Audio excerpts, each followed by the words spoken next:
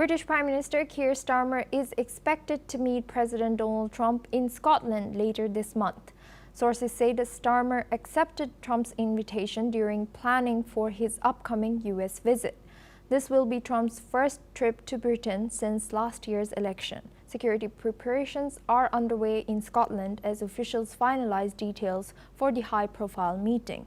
The visit is seen as a potential reset in UK-US relations amid global security and trade challenges. Now we go back to our guest discussion with Peter Baum. He's a foreign editor at Weekly Blitz. Thank you, Peter, for staying with us. Now, is Prime Minister Keir Starmer's meeting with Donald Trump a strategic diplomatic move or a political risk given Trump's polarizing global image and his tariff war?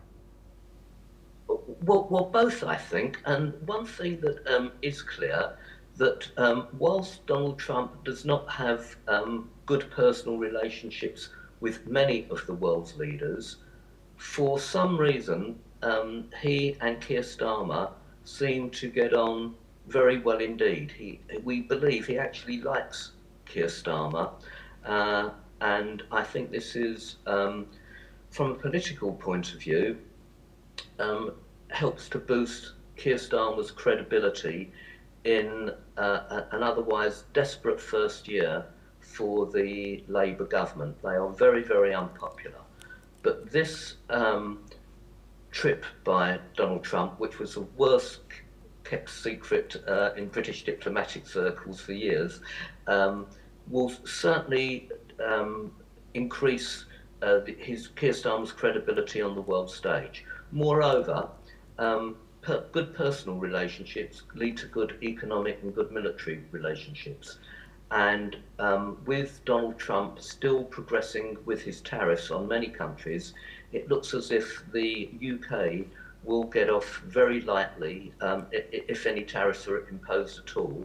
And that again will increase Keir Starmer's political credibility amongst his domestic audience, which is mind you, it is coming from a very, very low base. So I think it will do both leaders some good, but the Labour government, despite this, remains very, very unpopular. Thank you very much, Peter Baum, for joining us today and sharing your insight all the way from UK. Now we move on to our next news. Israeli Prime Minister Benjamin Netanyahu says peace with Arab neighbors could be